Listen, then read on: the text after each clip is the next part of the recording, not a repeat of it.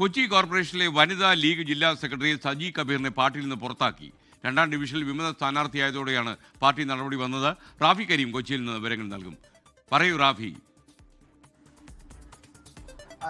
വിമത സ്ഥാനാർത്ഥിയായി മത്സരിക്കാൻ തീരുമാനിച്ച് പത്രിക നൽകിയ പത്രിക പിൻവലിപ്പിക്കാനുള്ള ശ്രമങ്ങൾ ലീഗ് നേതൃത്വം നടത്തിയിരുന്നു.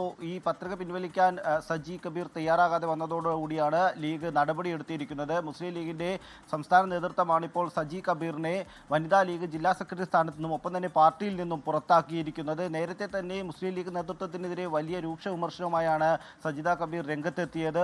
പാർട്ടി തനിക്ക് തരേണ്ട സീറ്റ് പേയ്മെന്റ് സീറ്റാക്കി മാറ്റി മറ്റൊരാൾക്ക് നൽകി എന്നുള്ളതായിരുന്നു സജി കബീറിന്റെ പ്രധാന വിമർശനം. ഇതിന് പിന്നാലെ സജി കബീർ സ്വതന്ത്ര സ്ഥാനാർത്ഥിയായി വിമത സ്ഥാനാർത്ഥിയായി മത്സരിക്കാൻ തീരുമാനിക്കുകയായിരുന്നു. ഇതിന് പിന്നാലെ പത്രിക നൽകുകയും ചെയ്തു. രണ്ടാം ഡിവിഷൻ കൽവാത്തി വാർഡിലേക്കാണ് സജി കബീർ മത്സരിക്കാൻ പത്രിക നൽകിയത്.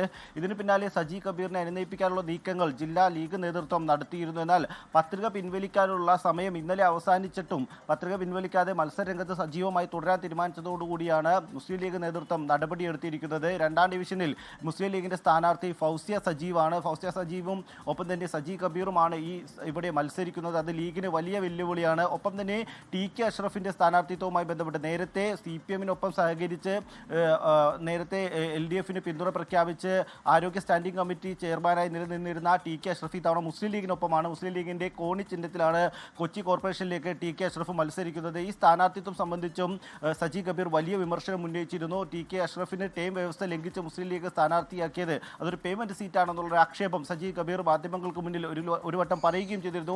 ഇത്തരം വിവാദങ്ങളെല്ലാം ഉണ്ടാക്കിയതിന് തൊട്ടു പിന്നാലെയാണ് സജി കബീറിനെതിരെ ശക്തമായ നടപടി എടുത്തിരിക്കുന്നത്. നേരത്തെ ഈ സജി കബീർ വനിതാ ലീഗിന്റെ ജില്ലാ സെക്രട്ടറിയാണ്. ഒപ്പം തന്നെ മുസ്ലിം ലീഗിന്റെ ജില്ലാ കമ്മിറ്റിയിലുള്ള അംഗമാണ്. ഈ സജി കബീറിനെ പാർട്ടിയിൽ നിന്നും ഒപ്പം തന്നെ വനിതാ ലീഗിന്റെ ജില്ലാ സെക്രട്ടറി സ്ഥാനത്തു നിന്നുമാണ് നീക്കിയിരിക്കുന്നത്.